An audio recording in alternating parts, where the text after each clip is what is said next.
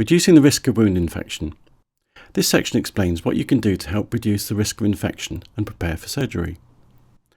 In the month before surgery, let your GP know if you think you have any infection that may need treating and clearing up before coming into hospital. This includes urinary tract infection or chest infections. It also includes conditions like cellulitis or other issues which may be near to or over the expected surgical site, such for example a fungal infection between the skin folds on the stomach. If not treated, the pathogens involved in these infections may spread and cause a problem after surgery with your wound. In the week before coming into hospital, don't shave the hair from your chest, arms, legs, groin, or any area of your body which may be involved in surgery. This is because studies show that shaving may increase the risk of infection in certain types of operations. If needed, the nurse will help you remove hair for surgery using electric clippers while you are in hospital.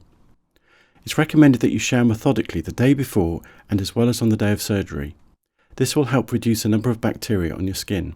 Have a shower and wash your hair using liquid soap and shampoo, clean flannels and clean towels. You may be given a special antimicrobial liquid soap to use before your surgery. Use this according to the product's instructions or as advised by hospital staff. In hospital, your nurse can assist you if you need help showering. After surgery, it is very important to have a full daily wash, even if you feel tired. After your surgery, and most importantly for staff and patients, keeping hands clean is an effective way of preventing the spread of infection.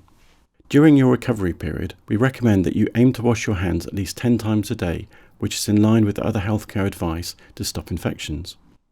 Please don't touch your wound or any cannula or tubes placed by doctors, as this could increase the risk of infection. Once you go home, we recommend that you continue to wash your hands as you would do normally, plus double again for the first few weeks after surgery.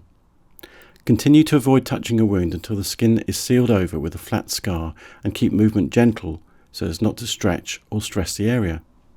You'll have a follow-up appointment to check on the wound and healing progress, either in hospital or with a community carer.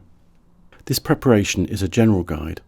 Your hospital staff will give you all the help and specific advice you'll need for your surgery and recovery period.